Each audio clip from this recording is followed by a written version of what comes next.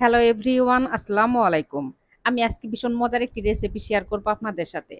আমি আজকে ২-৩ টুকরা মাংস দিয়ে ফ্রাইড রাইস রান্না করব। আর এইভাবে যদি ফ্রাইড রাইস রান্না করেন আমি সিউর আপনাদের ভালো লাগবে। আর এমন কোনো রেসিপি আপনাদের সাথে শেয়ার করব না যেটা আপনাদের ভালো লাগবে না।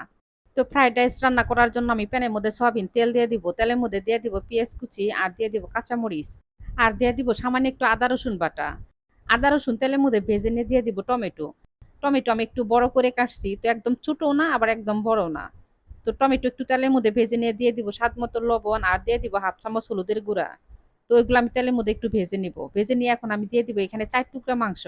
মাংসটা কিন্তু আমি একদম জুড়া করে তারপরে দিছি।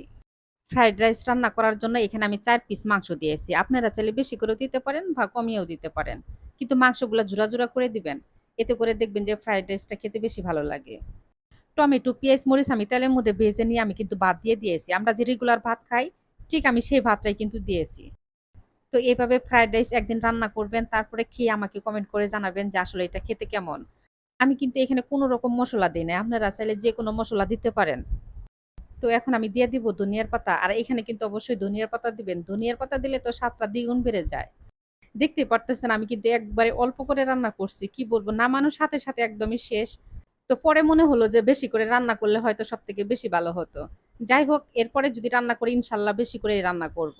আমি কিন্তু ভাজার সময় আর কোন রকম তেল দেই নাই। তো আপনারা চাইলে তেল যদি বেশি পছন্দ করেন সেক্ষেত্রে দিতে পারেন। আর এখানে দেখবেন যে ভাজতে অনেকটা এমনি তেল উঠে আসে। আমার কিন্তু ফ্রাইড রাইস রান্না হয়ে গেছে। এখন আমি নামিয়ে ফেলবো। দেখেন দেখতে কত সুন্দর হয়েছে মাশাআল্লাহ খেতে আরো অনেক বেশি মজা হয়েছিল। আর এরকম করে রান্না করে কিন্তু বাচ্চাদের টিফিনও দিতে পারবেন। দেখবেন যে একদম এক নিমিষেই খেয়ে ফেলবে। তো সবাই ভালো থাকবেন। আল্লাহ হাফেজ।